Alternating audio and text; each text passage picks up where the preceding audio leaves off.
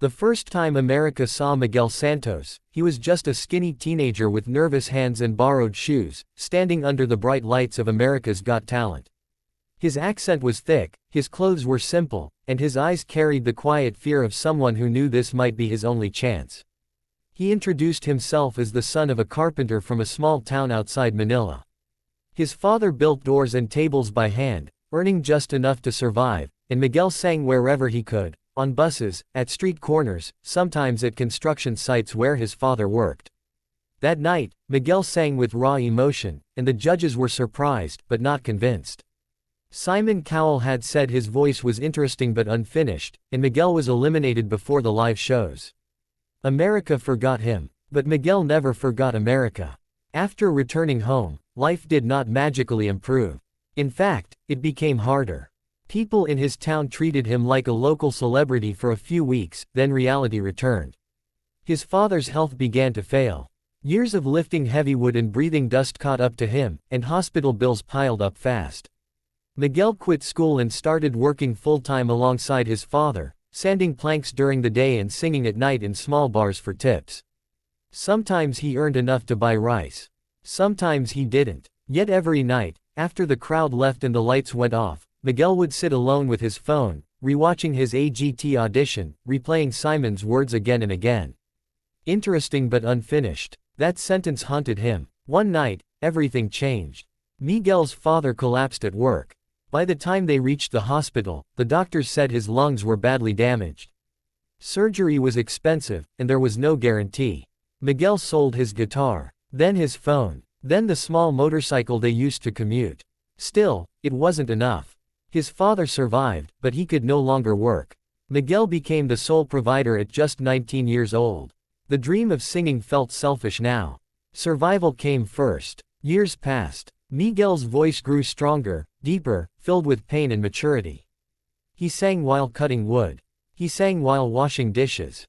He sang while holding his father's medicine in his hands, praying silently that tomorrow would be kinder. One evening, while singing at a local wedding, a tourist recorded him and posted the video online. The caption was simple: "This guy sounds like his heart is breaking." The video exploded overnight. Millions of views, comments from around the world. And then, a message arrived that made Miguel's hands shake. America's Got Talent. Invitation to audition again. Miguel almost said no. He was older now, more tired, more afraid of failing again. But his father looked at him and said something Miguel would never forget. "I built houses for other people my whole life. Let me see you build your dream." They borrowed money for the flight. Miguel promised himself this would be the last time he asked anyone for anything. When Miguel walked back onto the AGT stage, Simon Cowell didn't recognize him at first. The hair was shorter, the posture stronger, the eyes heavier. Miguel introduced himself again, this time calmly. He reminded them he had auditioned years ago. Simon squinted, then nodded slowly. "I remember you. You were good." Miguel smiled politely and said, "I hope I'm more than good today." Simon asked what he had been doing since then. Miguel paused. The audience felt it. He spoke about his father, about illness, about working construction instead of chasing fame. He said this song was for every child who grows up too fast because poverty doesn't wait. Simon leaned back, arms crossed, expression unreadable. The music began. It was a simple piano arrangement, but the song was original. Miguel wrote it during nights at the hospital, watching his father sleep, wondering if dreams were a luxury meant only for rich kids. His voice entered soft, almost fragile. Then it grew. Not loud, but deep. Each word landed like a confession. People in the audience started crying quietly. The camera caught Heidi wiping her eyes. Howie stopped smiling. And Simon was staring at the stage, unmoving. Halfway through the song, Miguel's voice cracked. For a split second, it felt like everything would fall apart. But instead of stopping, he leaned into it. The crack became part of the song. Real, human, unpolished. The audience stood before the final note even finished. When silence fell, Simon didn't speak. He looked down, cleared his throat, and for the first time in AGT history, tears rolled down his face. Simon finally spoke, voice shaky. "I've heard thousands of singers. Very few tell the truth. You didn't just sing. You survived out loud. Then he did something no one expected. He stood up and hugged Miguel. The judges pressed the golden buzzer together.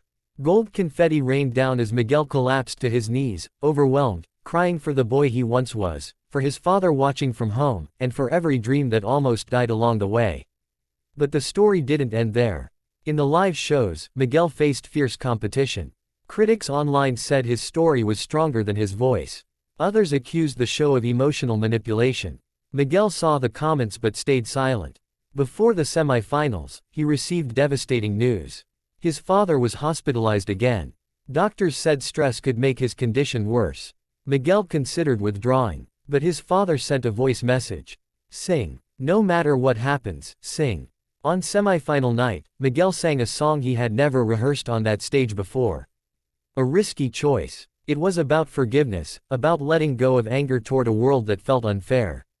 His performance wasn't perfect, but it was honest. America voted him through. In the finals, he didn't win first place. He placed third. But something bigger happened. Record labels called. Charity organizations offered help for his father's treatment. Miguel returned home not as a poor carpenter's son, but as a man who proved that unfinished dreams can still be completed. Today, Miguel builds something different. Not houses, not furniture, but hope.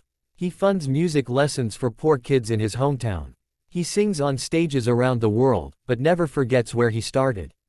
And every time he steps into the spotlight, he remembers the boy who once sang to drown out hunger, the father who gave up everything, and the night a song made Simon Cowell cry.